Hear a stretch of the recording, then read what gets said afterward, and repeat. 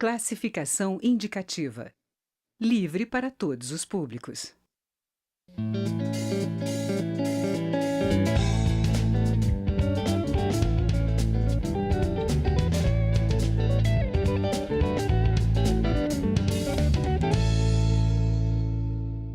Olá! O fim do voto obrigatório é um dos temas defendidos por muitos parlamentares aqui na Câmara dos Deputados, mas ainda não entrou na reforma política. Muitos consideram que o eleitor deve decidir se quer ou não votar. E para consultar a população, o deputado Celso Pancera, do PMDB do Rio de Janeiro, apresentou uma proposta para realizar um plebiscito sobre a adoção do voto facultativo. Ele é um entrevistado desta edição do Palavra Aberta, que tem uma produção conjunta da TV e da Rádio Câmara. Bom, deputado Celso, essa questão do voto facultativo ou obrigatório não foi consenso nas discussões da reforma política até agora na Câmara, do que já foi aprovado. Queria saber do senhor quais as chances que ainda tem de ser votado aqui no Congresso. Regina, também saudar a todos que nos assistem, né? Nós não temos mais tempo para decidir na Câmara e no Senado o voto obrigatório ou o voto facultativo para a próxima eleição.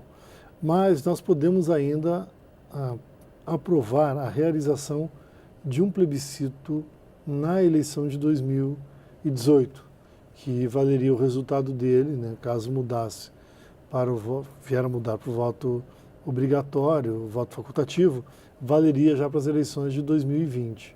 Por que eu tomei essa iniciativa? Por dois motivos. Primeiro, porque é democrático. Você deixa que as pessoas decidam e você dá um valor, você dá um ganho a mais para a eleição, né? Você dá um peso a mais para eleger os parlamentares, governador, presidente, e também fazer uma decisão importante para o sistema político brasileiro. E o segundo, porque a gente não consegue estabelecer a maioria necessária para mudar isso dentro do Congresso. Nós precisaríamos de 308 votos na Câmara e 42 no Senado, que é a alteração constituinte.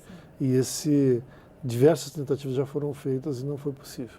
Então, nesse caso, ela poderia ser aprovada antes do 1 ano da eleição, né? Porque tem a questão da anualidade. Então, ela poderia ser aprovada ainda este ano e ser implementado ainda nas eleições de 2018? Em 2018, nós teremos obrigatoriamente voto obrigatório. Sim. Isso não tem jeito. Mas o que o nosso né? voto obrigatório pode levar em 2018 é ao voto facultativo em 2020, porque não existe o princípio da anualidade. O que nós temos é que aprovar isso na Câmara e no Senado até 90 dias antes das eleições, para que o Tribunal Superior Eleitoral consiga fazer toda a programação, enfim, organizar o plebiscito também. Agora, o Brasil ele tem uma democracia representativa e que aos poucos está iniciando a participativa, não é isso? De que forma que o plebiscito, essas consultas à população poderiam ser mais até usuais, digamos assim? Principalmente hoje que a gente tem tantos meios de comunicação digital que facilitam uma participação maior da população, de que forma que para outras decisões poderia haver uma participação popular? Então, nos Estados Unidos, por exemplo, é muito comum durante o processo eleitoral fazer consulta sobre remédios, sobre hábitos das famílias. Diversos estados nos Estados Unidos já aprovaram, inclusive, até o uso de entorpecentes, por exemplo, da maconha, por exemplo, através de plebiscito. A Europa também, alguns países já têm essa prática. E se nós trouxéssemos para o Brasil, eu acho que isso só tem a ganhar, né? Inclusive, Niterói fez recentemente um plebiscito para a população decidir se os guardas municipais poderiam usar arma ou não. E contrariando o senso comum que parecia que a maioria queria armar os guardas municipais, o plebiscito deu o contrário, de não armamento da Guarda Municipal. E você vê, então, que quando abre para a população tomar decisão, os resultados vêm com mais consistência, de acordo com a opinião pública, inclusive podendo surpreender. No Brasil, nós já temos meio que um voto facultativo determinado pelo eleitor, né? Sim. No Rio de Janeiro, em 2014, 43% das pessoas não votaram para deputado federal, apenas 57%. É um índice alto. Quase Na metade. prática, é um voto facultativo. E por que nós não tomarmos essa iniciativa com parlamentares, o Congresso do país, de sugerir, bom, vamos ouvir a população e ela decide qual a melhor forma do voto. Agora, não corre o risco de realmente as pessoas aí deixarem de votar e haver um direcionamento só para o voto de cabresto, que era conhecido, que aí as pessoas vão votar por um interesse específico ali e não para a comunidade, né? Bom, se a gente confia nas pessoas para votar, a gente também tem que confiar nas pessoas para não votar, né? Acho que a gente tem que confiar na democracia brasileira. Não dá para a gente achar que tem voto melhor ou voto pior.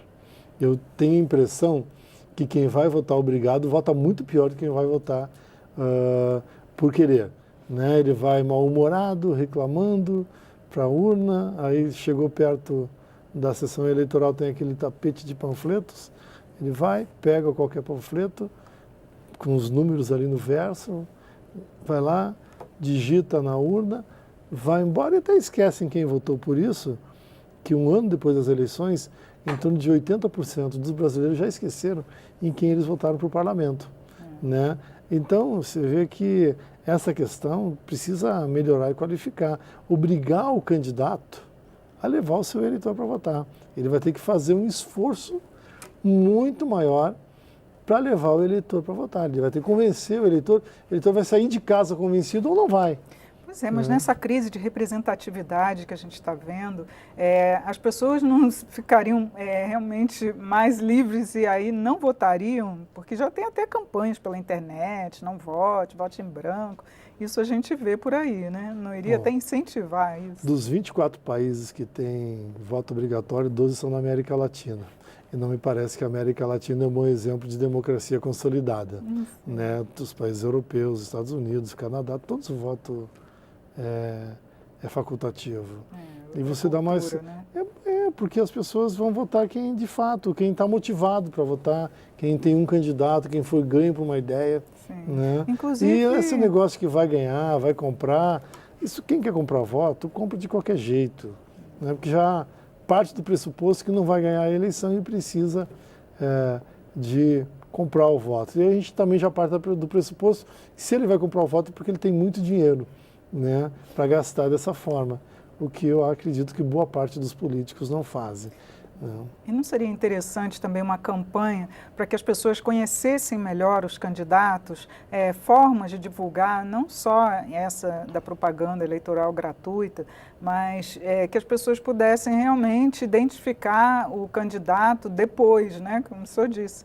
Passa um ano, as pessoas já nem sabem mais em quem votou e nem cobram isso, né? Pois é, mas a pessoa, imagina, Regina, que se quem votou em mim lembra que votou, é muito mais fácil ele cobrar o meu posicionamento através da internet, dos diversos instrumentos que existem hoje, que a tecnologia nos permite, dizer, olha, eu votei em você. Né? Por quê? Se ele fez um movimento para votar em mim, se essa pessoa se deslocou de casa, foi até o local de votação para dar o voto naquele político, é porque ele está convencido que é aquilo. Ele não vai esquecer desse jeito. E é por isso que as pessoas esquecem, porque elas votam mal-humoradas, reclamando, etc., e não têm consciência nesse voto. Né? Tem um impulso meio que negativo. Por isso acaba até bloqueando a ideia e esquece o nome dele. Deputada, eu queria saber aqui no Congresso como é que estão os acordos para que realmente essa proposta vá adiante, porque antes, durante a tramitação da reforma política, muitos foram contrários, né? Como é que estão as negociações para que realmente ela seja votada? Bom, o que nós estamos, está no CCJ e ele é terminativo do CCJ para o plenário. O que tem lá? Tem um grupo de parlamentares que pediram vistas ao projeto. Nós já conversamos, quem está relatando o projeto, né, do plebiscito é o deputado Sérgio Sveiter, do Podemos. E nós conversamos já com os deputados que pediram vistas ao projeto para a gente destravar a discussão. Sim.